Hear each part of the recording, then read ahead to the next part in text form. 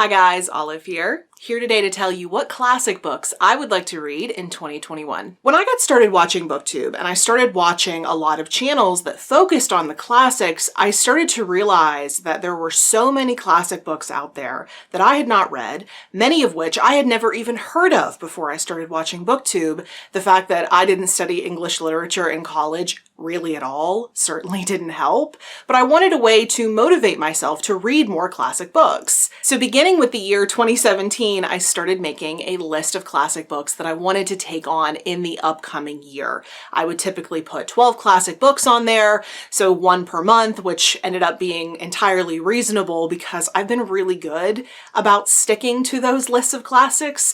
I don't always end up reading every single one, but they do provide great motivation to take on those specific books in the next year. I've been introduced to a lot of my all-time favorite classics because of these lists. So because they're effective, because I really enjoy them, I'm keeping the tradition alive and I'm making one for 2021. This list is sure to keep things interesting in 2021 because it ranges from the ancient classics to the modern classics. There's even a classic work of nonfiction on this list. So let's take a look. First, I want to keep making my way through Edith Wharton's catalog. I absolutely love Edith Wharton. I read 2 of her books in 2020, and I very likely will end up reading more than one of her books in 2021, but at the very least, I am planning on reading Ethan Frome, which is a novella set in 1911. It follows a man named Ethan Frome who's had a pretty tortured existence, but he begins to see promise for his life when his wife's young cousin moves in and becomes their live-in housekeeper. Apparently, from the reviews I've read, it seems like this book is very different from Edith Wharton's other books. But then again, everyone has said that this book is very tragic, which would make it like Edith Wharton's other books. Like I said, I don't think one single novella is going to cut it for me. I do think I'm going to end up picking up another book of hers, if not 2 other books of hers in addition to this one. But at the very least, I will be reading Ethan Frome. I also have plans to read Ivanhoe by Walter Scott. I have this gorgeous, decorative, illustrated edition that I found at a big book sale that I went to last year.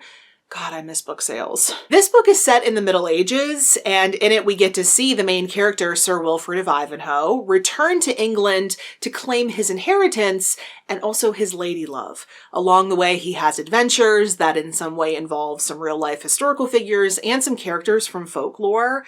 I have no idea how I'm going to end up feeling about this book, but I'm actually kind of excited about that. A much surer thing is Cranford by Elizabeth Gaskell. This is a short novel told in a series of vignettes, and it follows a group of women living in the small town of Cranford. From what I hear about this book, it does seem like it's a little bit off-center, but I'm not all that worried about that because even when I don't love an Elizabeth Gaskell book, I still enjoy having spent time with her, if that makes sense. And then once again, I'm going to try to pick up Ovid's Metamorphoses. I attempted to pick up this collection of linked together Greek myths at the end of last year, and I found that I just was not in the mood for this book. I'm going to make another attempt at reading this upcoming spring. I have no idea if this is a book that suits a specific season, but if you have opinions on that, please let me know in the comment section below.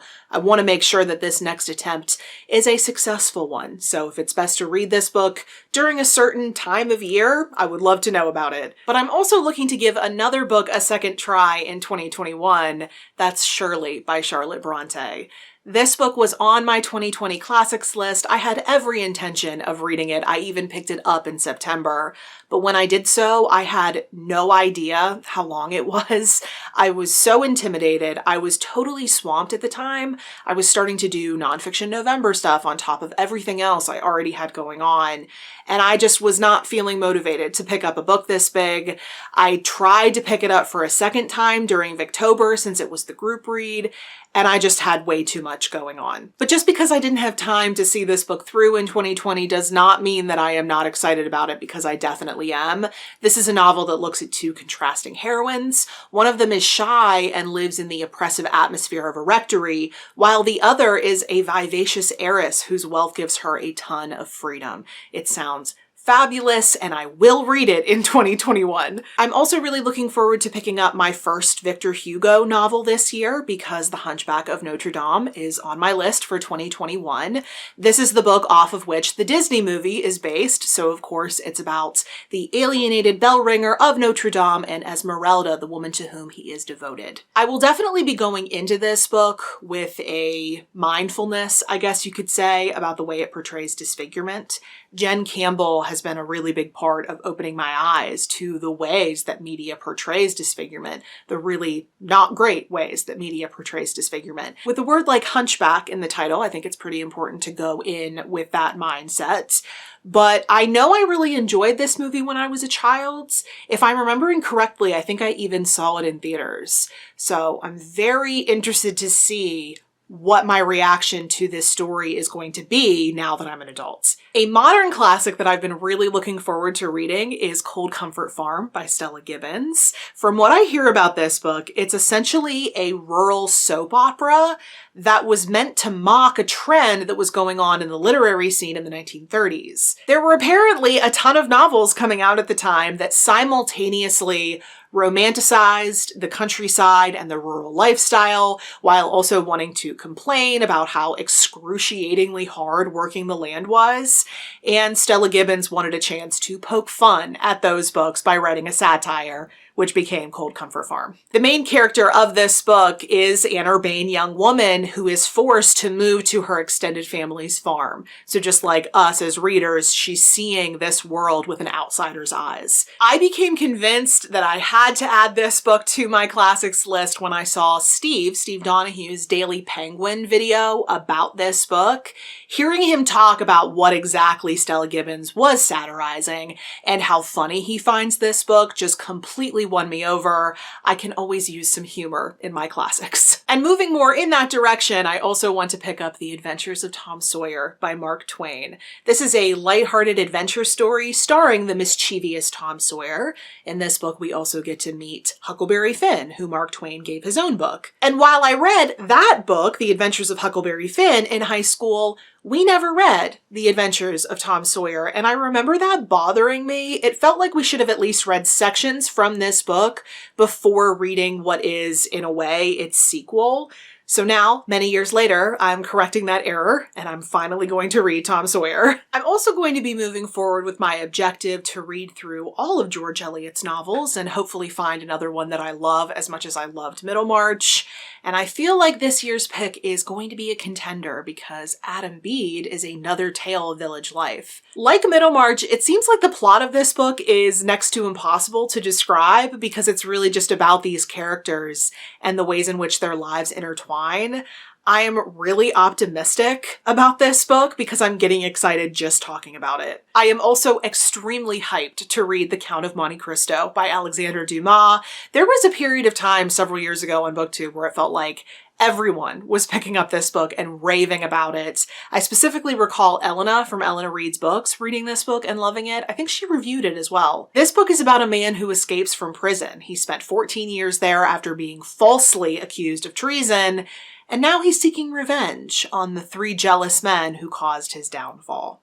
This book is extremely long, but from what I hear about it, everyone says that it is totally worth the time that it takes to read it, so I'll be doing that in 2021. The penultimate book on this list is one that I'm very likely going to reserve for the month of October because it's The Legend of Sleepy Hollow and Other Tales by Washington Irving. Gotta save those spooky books for spooky season. This is a collection of 15 stories that, of course, includes the gothic tale The Legend of Sleepy Hollow with the iconic headless horseman.